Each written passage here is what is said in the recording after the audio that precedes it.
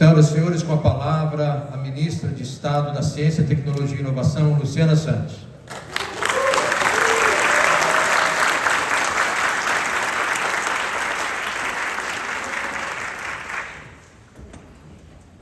Gente, muito bom dia ainda, né, a cada um e a cada uma de vocês aqui presentes. Quero saudar com todo carinho a anfitriã, mulher reitora, a magnífica reitora Angelita Pereira Lima, reitora da Universidade Federal de Goiás, a José Frederico Lira Neto, secretário de Ciência e Tecnologia, representando o governador do estado de Goiás, Ronaldo Caiado, Ricardo Sena, secretário executivo de Meio Ambiente, Desenvolvimento, Ciência, Tecnologia e Inovação do Mato Grosso do Sul, representando também aqui o governador do estado do Mato Grosso do Sul, Eduardo Riedel, Allan Kardec, secretário de Estado de Ciência e Tecnologia do Mato Grosso, Alexandre Vilarim, que estava conosco até então no Ministério da Ciência e Tecnologia, mas foi cumprir outro papel, agora como secretário executivo de Ciência, Tecnologia e Inovação do Distrito Federal, o Jonas Goetert, reitor da Universidade Federal da Goiás, o Luciano Rezende, secretário regional adjunto da SBPC do Distrito Federal, a Deise Jorge Lima, diretora da NPG, aqui entre nós, e saudar de maneira muito especial e elogiar, né, o nosso quarteto de cordas da Orquestra Filarmônica, que deu show aqui, né, com os músicos Miguel, Tamires, Pedro e Juliana. Parabéns.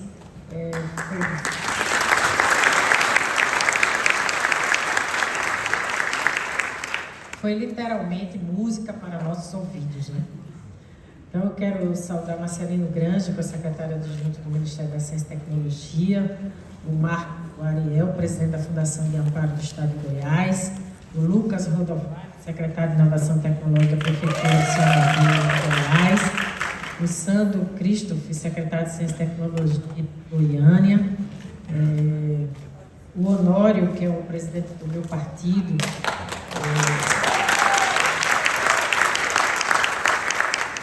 também pedir licença Honório para saudar o nosso Aldo Arantes, que foi presidente da gloriosa União Nacional dos Estudantes. No tempo da efervescência desse país, da reforma de base do tempo de João Goulart. O Luiz Mar Adriano Júnior, diretor do Parque Tecnológico da UFG, o professor Eduardo Meirinhos, diretor da Escola de Música de Artes Cênicas, também da UFG, o professor Dr. Cláudio, representando o reitor Antônio Gruvinel, da UEG, e a Elisa Cirqueira, presidente da União dos Estudantes da UE de Goiás.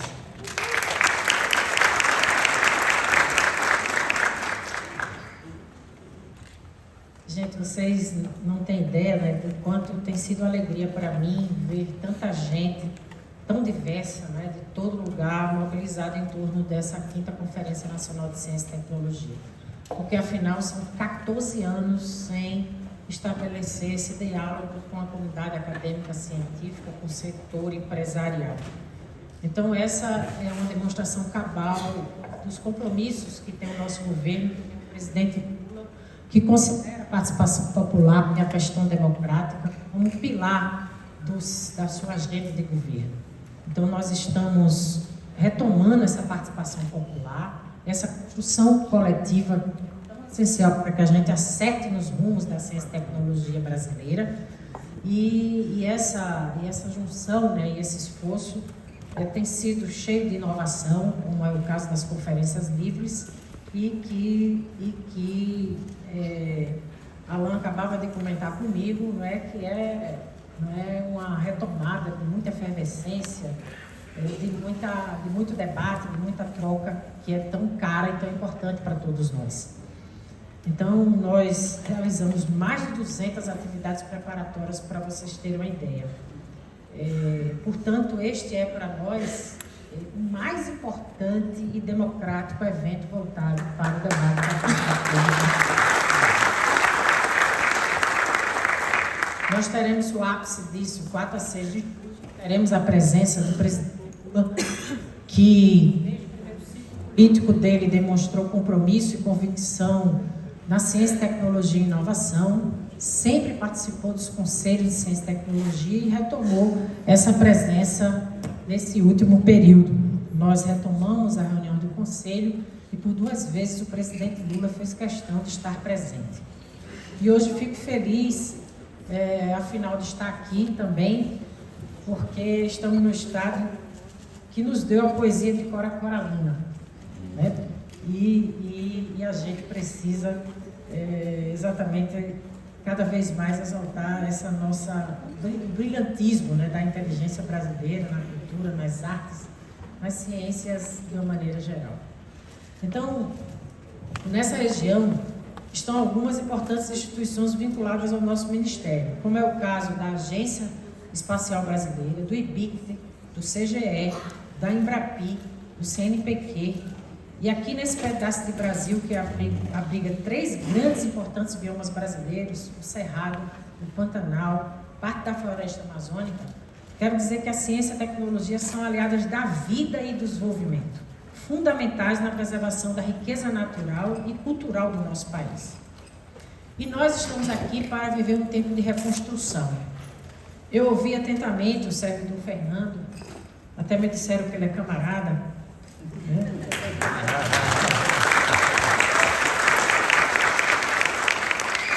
Vi aqui as justas reivindicações. E eu quero dizer a vocês que o governo do presidente Lula tem compromisso com esse diálogo, com a ciência e tecnologia, demonstrada cabalmente, não é? Durante não só o seu primeiro período, como agora. Aliás, o governo anterior tratava as instituições públicas e as universidades como espaços de balbúrdia. E nós queremos dizer a vocês que no nosso governo, o espaço das universidades, dos institutos públicos de pesquisa são espaços de excelência, de inteligência brasileira.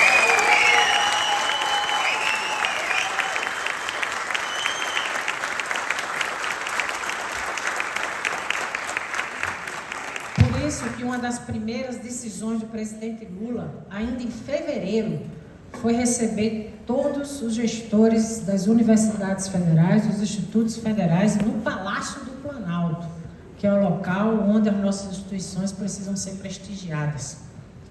E quero dizer a vocês também que depois de 7 anos, sem nenhum tipo de reajuste nesse país para servidor público, o nosso governo fez um reajuste de 9% linear.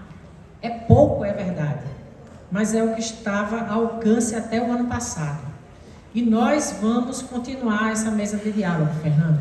Essa é a disposição da ministra Esté, do presidente Lula, do ministro Fernando Haddad.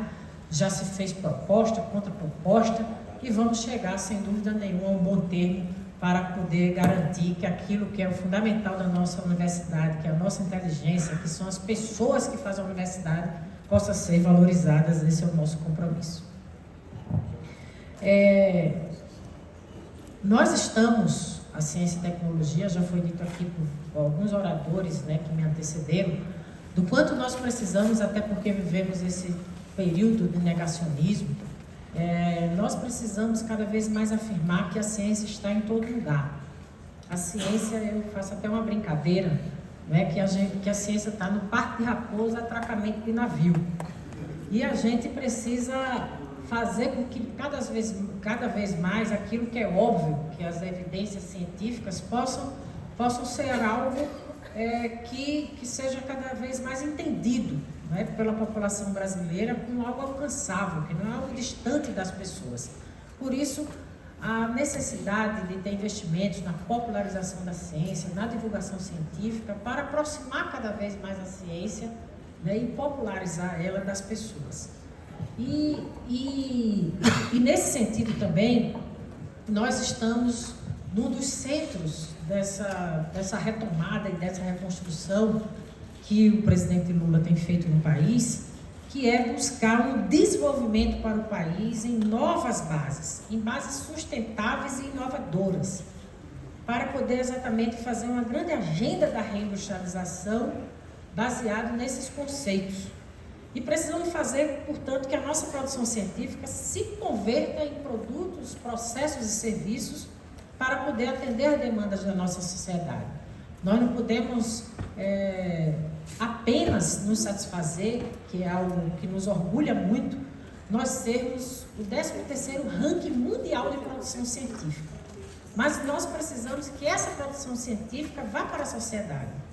E nós somos 49ª em inovação. Nós precisamos aproximar, né, esses indicadores para que essa inteligência se aproxime cada vez mais das soluções do dia a dia do povo brasileiro.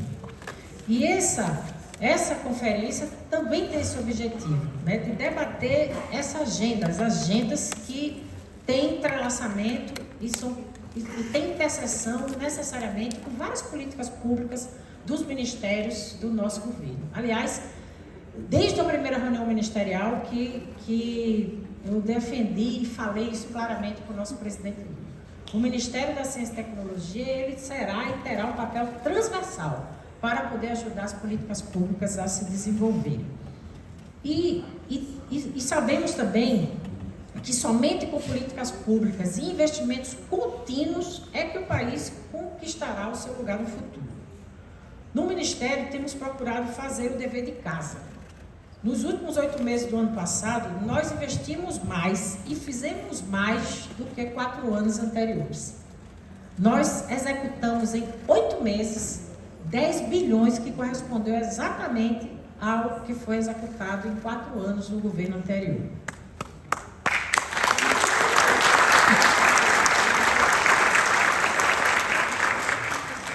Ouvi aqui também atentamente a nossa Deise, né? Como é? Daíse. A gente pensa que porque é daí, e normalmente tem um Y, né? Mas o dela tem um I. Então é Daíse. Vi atentamente Daíse, né? E corroboro, né, com a justa constatação que ela faz. Tudo que é instituto que eu visito, Daíse, é impressionante, que são os bolsistas que são decisivos para poder ajudar os pesquisadores, né? Tem institutos que a relação é de 50-5.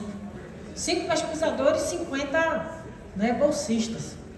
E, de fato, nós precisamos avançar na pauta justa, né, que vocês fazem.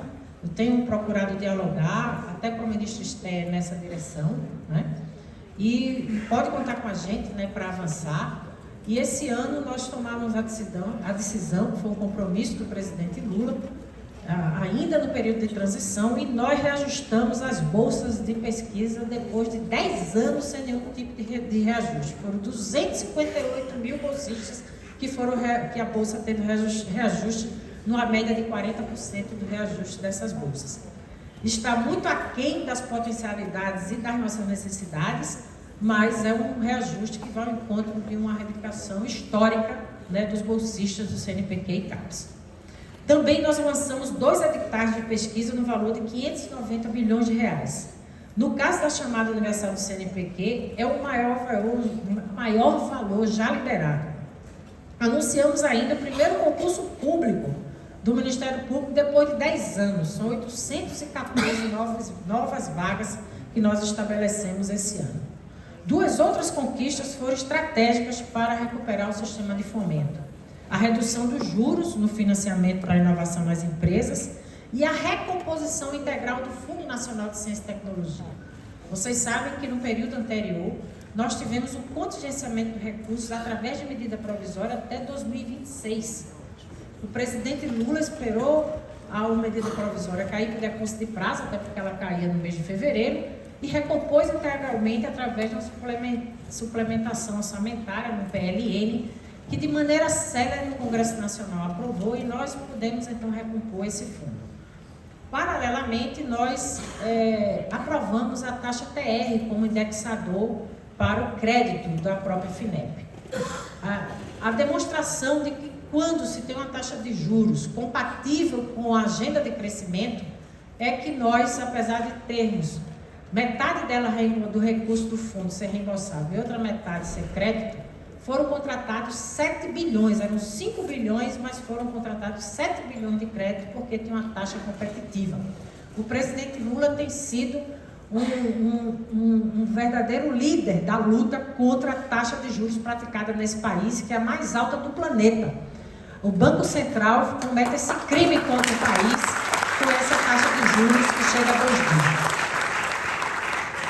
E o próprio crédito que está sendo praticado, não só pela FINEP e parte dos recursos do BNDES, é a demonstração cabal que, quando se tem uma taxa atrativa, há investimentos, há um retorno efetivo para o crescimento, para a geração de investimentos e nesse particular quesito, na inovação.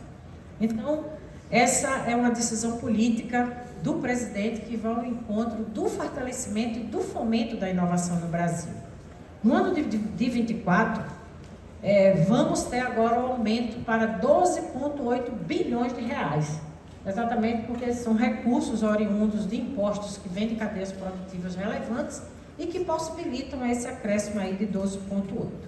O fundo é fundamental para a nova política industrial, como já falei aqui anteriormente.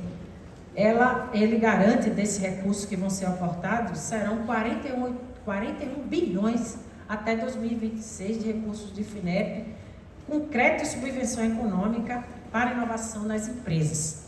Elas são desafios da agenda climática, da agenda ambiental, da transição energética, da transformação digital, que é a pauta necessária das nações, né, e não poderia ser diferente essa pauta aqui no Brasil. Nós temos no novo PAC, que é também um outro destaque importante, porque quando você consegue estar no PAC, você consegue elevar a prioridade política aos olhos do próprio presidente Lula, porque naturalmente há um monitoramento das ações do Plano de Aceleração de Crescimento por parte do presidente. Nesse sentido, nós estamos com 8 bilhões de reais no Plano de Aceleração de Crescimento. Um deles é o PROINFRA, que foi um resgate importante que nós fizemos o ano passado. Porque, afinal, esse PROINFRA existe exatamente para recuperar e expandir a infraestrutura de pesquisa científica e tecnológica das universidades e instituições de ciência e tecnologia do país. Através do PROINFRA, vamos investir 4 bilhões e 400 milhões até 2026. Também estamos destinando recursos para a infraestrutura focada em temas prioritários para o desenvolvimento nacional, como saúde, como defesa, como transição energética, como transição ecológica e transformação digital. E nós temos olhado com cuidado para regiões historicamente menos favorecidas, com recursos para o desenvolvimento do seu sistema de ciência, tecnologia e inovação.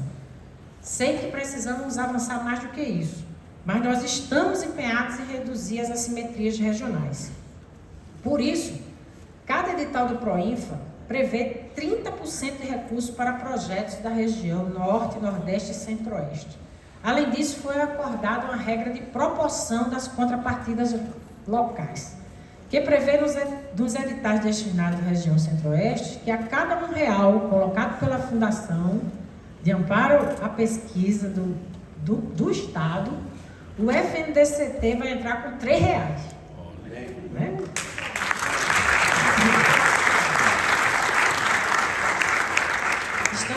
Estamos nesse esforço de procurar descentralizar os recursos. A contrapartida local é menor justamente para enfrentarmos essa situação de desigualdade. Também estamos nos preparando para lançar um edital de subvenção específico, para além dessa contrapartida do PROINFRA. Nós vamos fazer um específico para a infraestrutura de pesquisa, desenvolvimento e inovação das instituições de ciência e tecnologia da região. Será um edital específico para Norte, Nordeste e Centro-Oeste, com investimento de 300 milhões, para além do outro do PROINFRA. Né?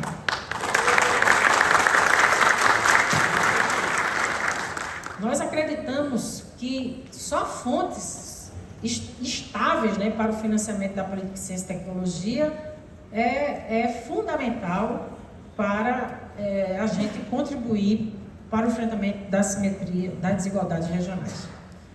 Angelita falou aqui, outros, né? Aliás, eu tenho recebido bastante as delegações, né, de Goiás acerca da necessária implantação do Instituto do Cerrado.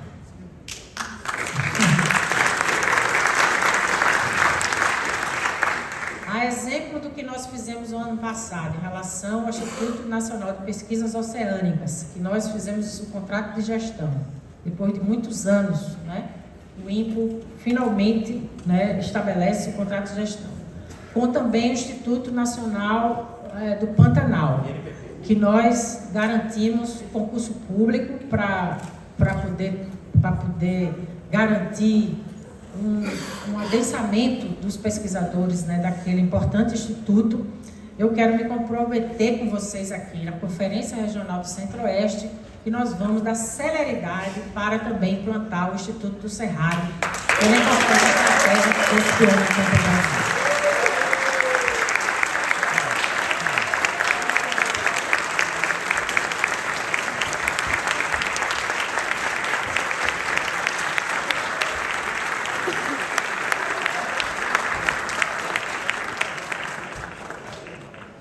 Viu aqui, né? Se eu não sair com esse negócio aqui,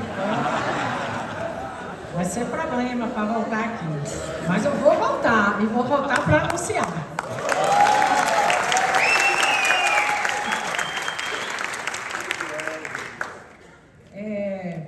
No PAC, nós incluímos também 18 infovias que somam 40 mil quilômetros de fibra ótica por todo o país. Serão 640 milhões até 2026 para expandir o acesso e qualidade na internet e nas atividades de educação e pesquisa de todo o Brasil.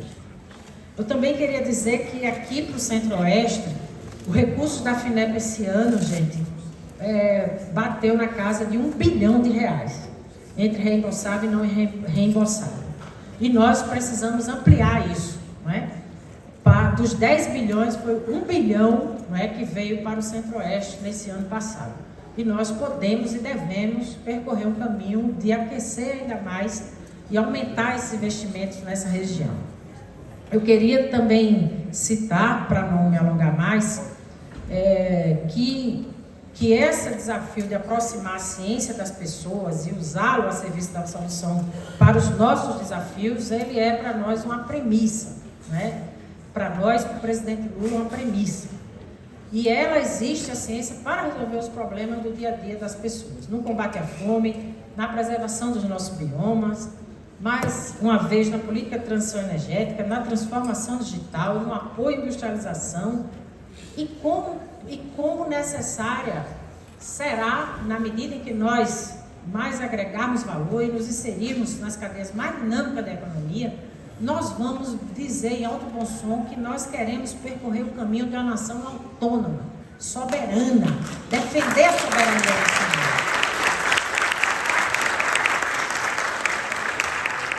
Nós assistimos bem o quanto é nefasta a dependência.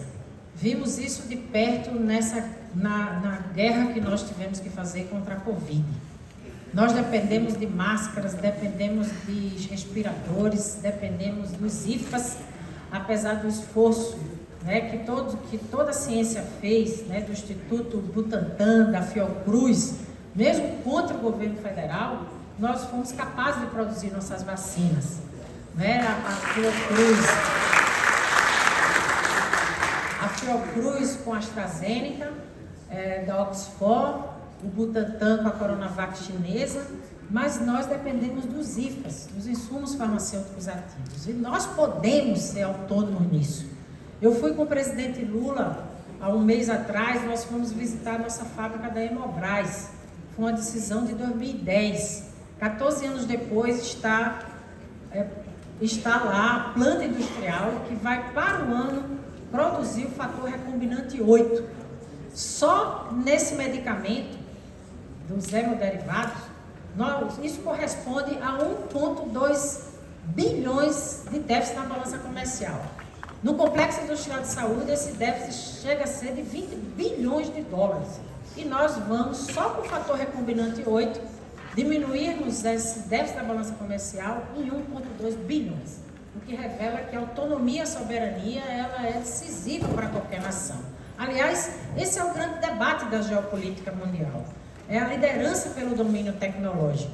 E nós não podemos deixar de nos inserir nesse contexto. Aliás, essa tem sido uma das principais características do governo do presidente Lula. É a reinserção do Brasil nessa agenda internacional de maneira altiva e ativa. E é por isso que esse ano nós vamos presidir o G20 e a comunidade acadêmica e científica tem papel decisivo nessa liderança do G20 esse ano e eu conto com vocês nessa batalha.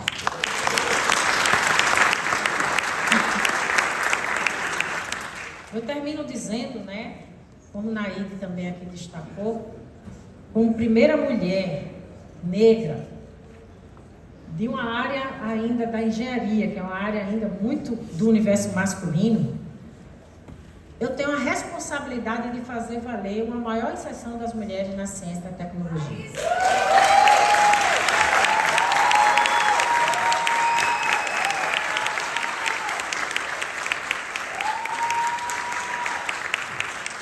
Nós abrimos um edital do CNPq de 100 milhões de reais, né, para meninas e mulheres nas ciências exatas, na engenharia e na ciência da computação. Numa perspectiva de enfrentar a desigualdade numa área que ainda prevalece muito fortemente uma presença masculina. Também nesse edital terá corte de raça, né? Nós vamos também garantir percentuais para a participação das mulheres e meninas negras, pardas, né? Indígenas, quilombolas, ciganas, né? Não só para poder melhorar o acesso à carreira científica, mas também a permanência, porque a gente vive uma verdadeira contradição.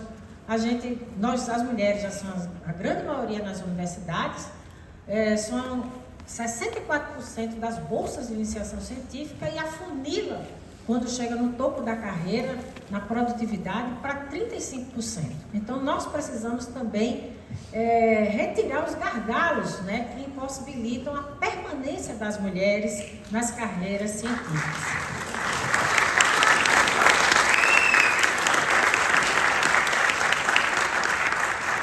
Aliás, a produtividade do cerrado, não é, da soja, se deve a uma grande mulher, uma mulher da Embrapa, que é a Ruana Doberheim, que foi decisiva para a produtividade do cerrado, que se completaria o ano passado 100 anos de vida, e nós precisamos cada vez mais dar visibilidade a essa potência que são as mulheres na ciência e na tecnologia.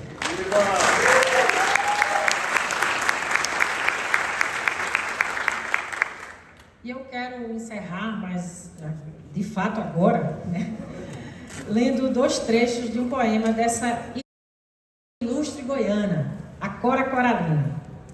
Ela diz assim: creio numa força imanente que vai ligando a família humana, numa corrente luminosa de fraternidade universal. E mais na frente ela continua: creio nos milagres da ciência e na descoberta de uma profilaxia futura de erros e violências do presente. Viva a Cora Coralina! Viva o Brasil!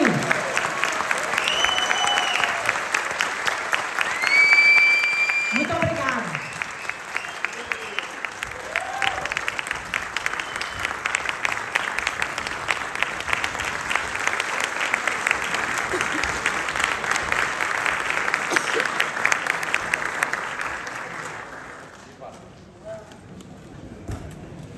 Agradecemos a presença de todos, damos por encerrada essa solenidade da 5ª Conferência Nacional da Ciência, Tecnologia e Inovação, etapa regional Centro-Oeste. Voltamos com a nossa programação desta conferência às 14 horas. Um bom almoço a todos.